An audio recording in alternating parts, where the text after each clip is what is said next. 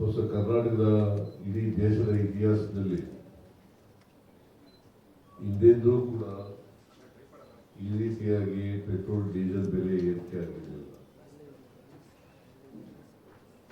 ಇದರಿಂದ ಏನಾಗಿದೆ ಅಂತಂದ್ರೆ ಸಾಮಾನ್ಯ ಮನುಷ್ಯನ ಜೀವನ ದುಬಾರಿಯಾಗಿದೆ. ಮಧ್ಯ ವರ್ಗದ ಜನರ ಜೀವನ ದುಬಾರಿಯಾಗಿದೆ.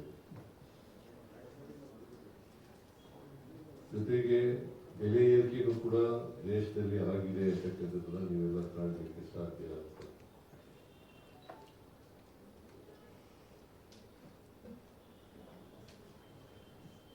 ನರೇಂದ್ರ ಮೋದಿಯವರು ಅಧಿಕಾರಕ್ಕೆ ಬಂದ್ರೆ, ಬಿಜೆಪಿ ಅಧಿಕಾರಕ್ಕೆ ಬಂದ್ರೆ ಅಚ್ಚೇ ದಿನ ಬರ್ತದೆ ಅಂತೇಳಿ ಈ ದೇಶದ ಜನರಿಗೆ ಟೋಪಿ ಹಾಕ್ತಕ್ಕಂಥ ಕೆಲಸವನ್ನು ಮಾಡಿದೆ. ಗುಜರಾತ್ ಮಾದರಿ ಸರ್ಕಾರವನ್ನು ತರ್ತೀವಿ ಕೇಂದ್ರದಲ್ಲಿ, ಒಳ್ಳೆಯ ದಿನ ಬರ್ತದೆ ಅಂತೇಳಿ ಅನೇಕ ಭರವಸೆಗಳನ್ನ ಕೊಟ್ಟು ಬೆಲೆ ಏರಿಕೆ ಬಗ್ಗೆ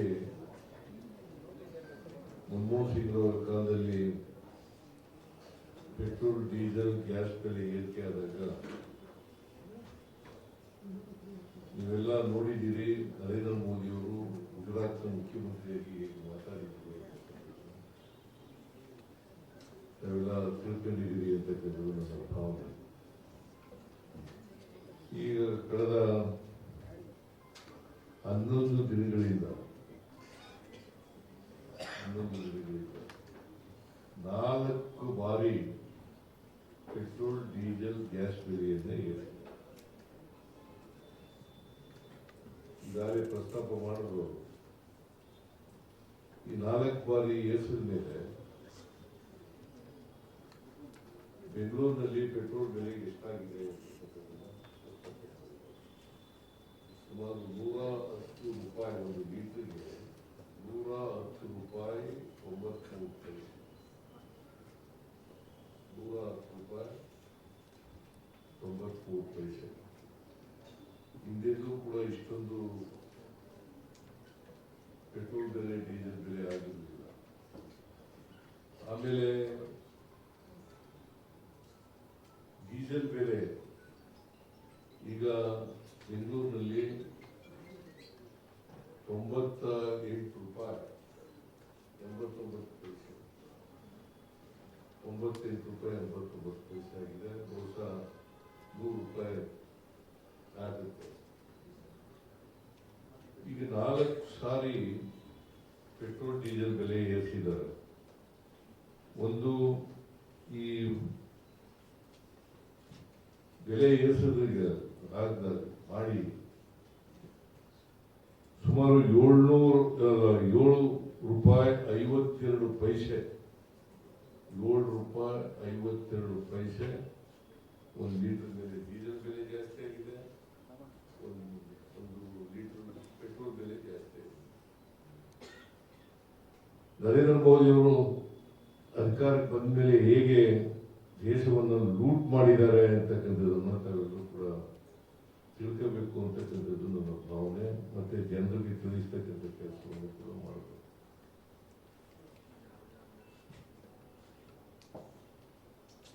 ಈ ಅವರ 12 ವರ್ಷದ ಅವಧಿಯಲ್ಲಿ ಅನೇಕ ಮನಮೋಹನ್ ಸಿಂಗ್ ಅವರು ಪ್ರಧಾನಮಂತ್ರಿಗಳಾಗಿದ್ದಾಗ ಮೇ ತಿಂಗಳು 2014ರಲ್ಲಿ 71 ರೂಪಾಯಿ 41 ಪೈಸೆ ಒಂದು ಲೀಟರ್ ಪೆಟ್ರೋಲ್ ಬೆಲೆ ಇತ್ತು. 71 ರೂಪಾಯಿ 41 ಪೈಸೆ ಪೆಟ್ರೋಲ್ ಬೆಲೆ ಇತ್ತು.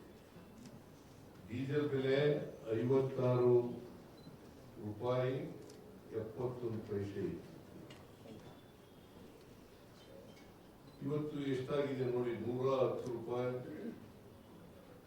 110 ರೂಪಾಯಿ 83 ಪೈಸೆ ಪೆಟ್ರೋಲು, ಆಮೇಲೆ 98 ರೂಪಾಯಿ 89 ಪೈಸೆ ಡೀಸೆಲು. ಅವತ್ತು ಗ್ಯಾಸ್ ಬೆಲೆ ಎಷ್ಟಿತ್ತಪ್ಪ ಅಂತಂದ್ರೆ 412 ರೂಪಾಯಿ ಒಂದು ಸಿಲಿಂಡರ್ ಗ್ಯಾಸ್ ಬೆಲೆ. ಮನೆ ಅಡಿಗೆ ಮನೆ ಗ್ಯಾಸ್ 412 ರೂಪಾಯಿ ಇತ್ತು. ಇವತ್ತು ಎಷ್ಟಾಗಿದೆ?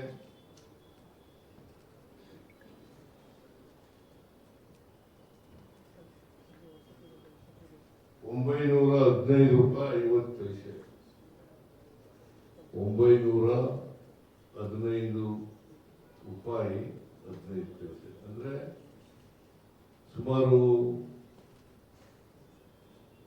ಡಬಲ್ಗಿಂತ ಜಾಸ್ತಿ, 503 ರೂಪಾಯಿ ಜಾಸ್ತಿ ಆಗಿದೆ. ಸೊ ಇದಕ್ಕೆ ಯಾಕೆ ಕಾರಣ?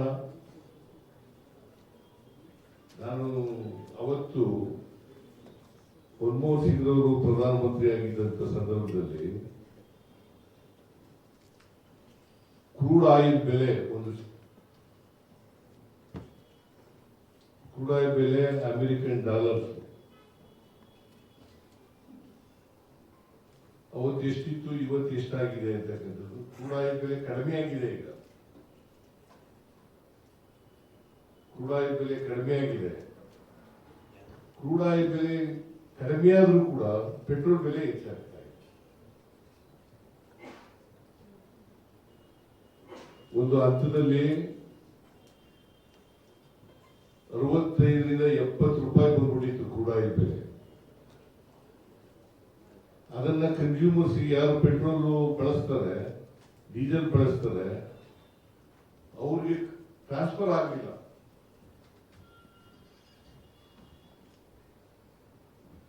ಕ್ರೂಡ್ ಆಯಿಲ್ ಬೆಲೆ ಕಡಿಮೆ ಆದ್ರೂ ಕೂಡ $65 $70 ಆಗಿತ್ತು. ಆದ್ರೂ ಕೂಡ ಟ್ರಾನ್ಸ್ಫರ್ ಮಾಡಲಿಲ್ಲ. ಈಗಲೂ ಕಡಿಮೆ ಇದೆ, 100 ಒಳಗಡೆ ಇದೆ. ಆದ್ರೂ ಏರಿಸಿದ್ದಾರೆ ಪೆಟ್ರೋಲ್. 4 ಸಾರಿ ಏರಿಸಿದ್ದಾರೆ.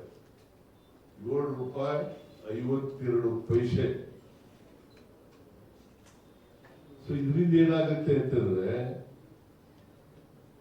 ಬೆಲೆ ಏರಿಕೆ ಆಗುತ್ತೆ. ಒಂದು ಹೋಟೆಲ್ ತಿಂಡಿಗಳು ಜಾಸ್ತಿ ಆಗ್ತದೆ. ಪೆಟ್ರೋಲ್ ಡೀಸೆಲ್ ಬೆಲೆ ಜಾಸ್ತಿ ಆದ್ರೆ ರೈತರು ಕಷ್ಟ ಸಿಕ್ಕಾಗುತ್ತಾರೆ. ಸಾಮಾನ್ಯ ಜನ ಕಷ್ಟ ಸಿಕ್ಕಾಗುತ್ತದೆ.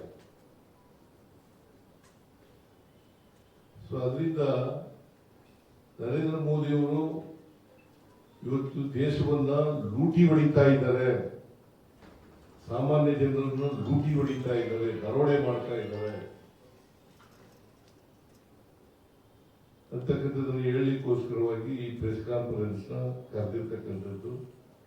ಬಹುಶಃ ನೀವು ಕೂಡ ಸ್ಕೂಲ್ನಲ್ಲಿ ಓಡಾಡ್ತೀರಿ, ನೀವು ಜಾಸ್ತಿಯಾಗಿ, ನಿಮಗೂ ಕೂಡ ಇದರ ಬಿಸಿ ತಟ್ಟುತ್ತದೆ ಅಂತಕ್ಕಂಥ ಮಾತುಗಳನ್ನ ಹೇಳಲಿಕ್ಕೆ ಬಯಸ್ತೇನೆ. ನೀವು ಕಾರ್ನಲ್ಲಿ ಓಡಾಡೋರು ಬಹಳ ಕಡಿಮೆ, ಮೋಟರ್ ಬೈಕ್ ನಲ್ಲಿ ಜಾಸ್ತಿ ಓಡಾಡೋರು. ನೀವು ಪೆಟ್ರೋಲ್ ಹಾಕಿಸ್ಬೇಕು, ಡೀಸೆಲ್ ಹಾಕಿಸ್ಬೇಕು, ಅದರಿಂದ ಜಾಸ್ತಿ ಆಗ್ತದೆ. ಅದರಿಂದ ದಯಮಾಡಿ ಜನರಿಗೆ ತಿಳಿಸ್ತಕ್ಕಂಥ ಕೆಲಸವನ್ನು ಮಾಡಿದೆ. ನನಗೆ ಇನ್ನೊಂದು ಫಂಕ್ಷನ್ ಇದೆ. ನಾನು ಸುರ್ಜೇವಾಲಾ ಅವರು ಕರೆದ್ರು ಅಂತ ಬಂದಿದ್ದೆ. ನಾನು ಇನ್ನೊಂದು ಫಂಕ್ಷನ್ ಇದೆ, ಆ ಫಂಕ್ಷನ್ಗೆ ಹೋಗ್ಬೇಕಾಗಿದೆ. ಈಗ ನಮ್ಮ ಅಧ್ಯಕ್ಷರಾದಂಥ ಡಿ.ಕೆ. ಶಿವಕುಮಾರ್ ಅವರು ಮಾತಾಡ್ತಾರೆ. ಆಮೇಲೆ ಏನಾದ್ರು ಪ್ರಶ್ನೆಗಳಿದ್ರೆ ಸುರ್ಜೇವಾಲಾ ಅವ್ರನ್ನ ಕೇಳಿ ಅವ್ರಿಗೆ ಉತ್ತರ ಕೊಡ್ತಾರೆ.